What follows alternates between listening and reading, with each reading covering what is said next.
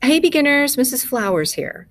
You already know how to tighten your bow, so the next step is to learn how to put rosin on. So I want you to get out your bow, go ahead and tighten it, your magic number, and your rosin. So the first thing I want to say about rosin, its main ingredient is made of pine sap. And if you think about sap, it's a little bit sticky, right?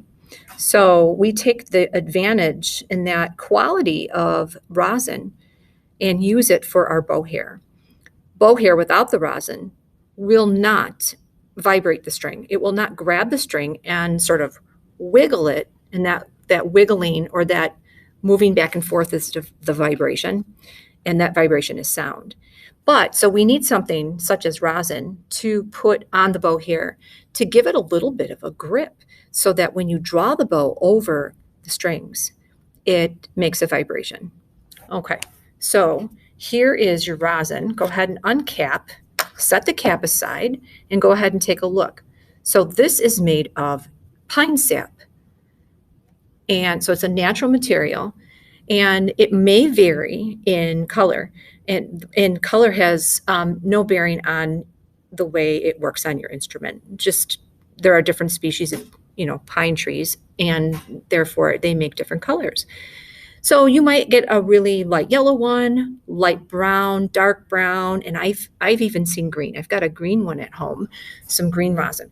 When you rub the bow hair on the rosin, it changes whatever color this is. When it deposits on your bow, it changes to white. Okay, so let's get started. My bow is already tight, so I'm going to put the bow in my right hand. I am not going to hold it like a bow hold for this purpose. I'm actually going to get a better contact with the rosin if I'm holding it like this. And then I've got the rosin in my left hand. And what you do is you lay the bow down across the rosin flat. That's how you're going to get your best contact. You don't want to angle it like this or like that. You want the rosin to be flat. All right. And so you want to create some friction by adding a little bit of weight in your hand as you rub the rosin back and forth.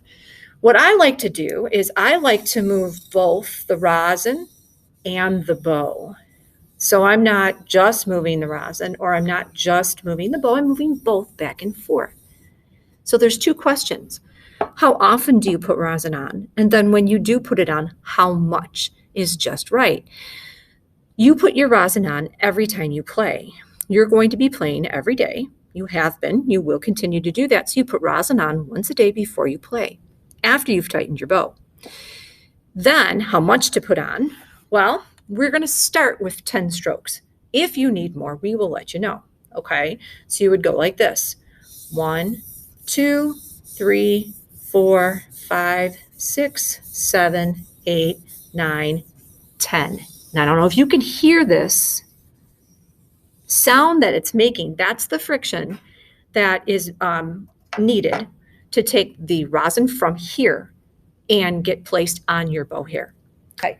Now, here's the other thing about rosin. Once you start playing with the bow and you put rosin on your bow, it is going to make a little bit of a mess on your instrument. So you need to have a soft cloth, and before you put away your instrument, when you're done practicing and performing, okay, you want to make sure you clean this off. So you can see that mine's quite dirty. I haven't cleaned it off yet today.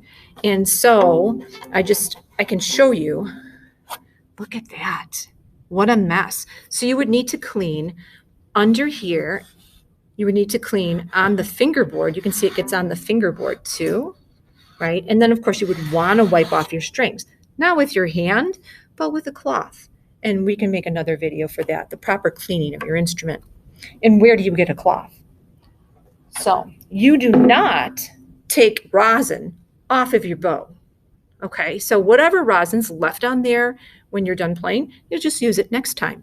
So no need to like wipe the bow down, leave the rosin on your bow. That's a good thing to keep it on there.